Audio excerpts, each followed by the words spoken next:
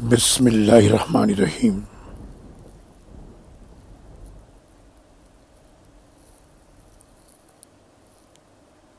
آپ ان سے ان دو آدمیوں کی مثال بیان کیجیے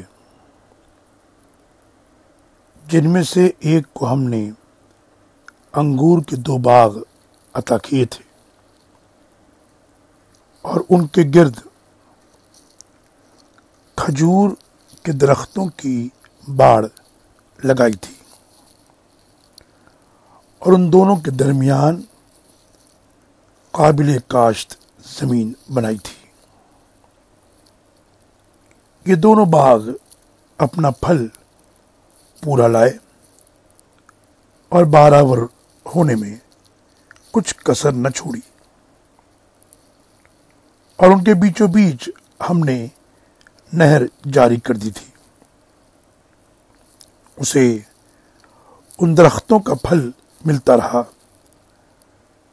تو ایک دن وہ گفتگو کے دوران اپنے ساتھی سے کہنے لگا، تجھ سے مالدار بھی زیادہ ہوں اور افرادی قوت بھی زیادہ رکھتا ہوں۔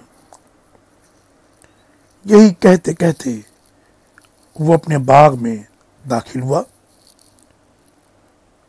اور وہ اپنے آپ پر ظلم کر رہا تھا اور کہنے لگا، میں تو نہیں سمجھتا کہ یہ باغ بھی کبھی اجڑ سکتا ہے، اور نہ ہی میں یہ گمان کرتا ہوں کہ قیامت قائم ہوگی، اور اگر مجھے اپنے رب کے ہاں لے جایا بھی گیا تو میں یقیناً اس سے بہتر جگہ پاؤں گا۔ اس کے ساتھی نے گفتگو کے دوران اس سے کہا،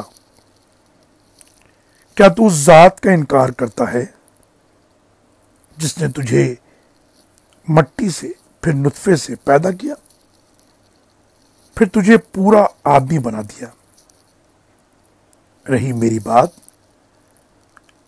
تو میرا رب تو اللہ ہی ہے، اور میں اس کے ساتھ کسی کو شریک نہیں بناتا۔ اور جب تو اپنے باغ میں داخل ہوا تو کیوں نہ کہا، ماشاء اللہ لا حول ولا قوت الا باللہ؟ بھلا دیکھو، اگر میں مال اور اولاد میں تم سے کمتر ہوں تو عین ممکن ہے کہ میرا رب مجھے تیرے باغ سے اچھا باغ عطا کر دے اور تیرے باغ پر آسمان سے کوئی آفت بھیج دے جس سے وہ چٹیل میدان بن کر رہ جائے، یا اس کا پانی گہرا چلا جائے اور تو پانی نکال بھی نہ سکے۔ آخر یہ ہوا کہ باغ کے پکے ہوئے پھل کو عذاب نے آ گھیرا،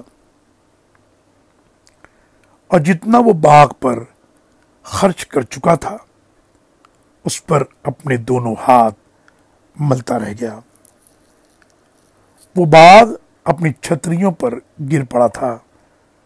اب وہ کہنے لگا، کاش میں نے اپنے رب کے ساتھ کسی کو شریک نہ کیا ہوتا۔ اللہ کے سوا کوئی جماعت ایسی نہ تھی جو اس کی مدد کرتی، اور وہ خود بھی اس آفت کا مقابلہ نہ کر سکا۔ اب اسے معلوم ہوا کہ مکمل اختیار تو اللہ برحق ہی کو ہے، وہی اچھا ثواب دینے والا اور انجام بخیر دکھلانے والا ہے۔ نیز ان کے لیے دنیا کی زندگی کی یہ مثال بیان کیجیے، جیسے ہم نے آسمان سے پانی برسایا جس سے زمین کی نباتات گھنی ہو گئی، پھر وہی نباتات ایسا بھوس بن گئی جسے ہوائیں اڑاتے پھرتی ہیں، اور اللہ ہر چیز پر مکمل اختیار رکھتا ہے۔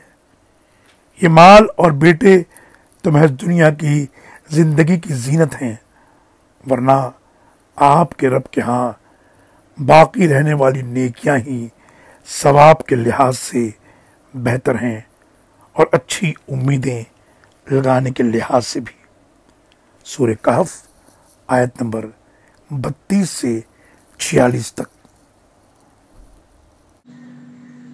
اللہ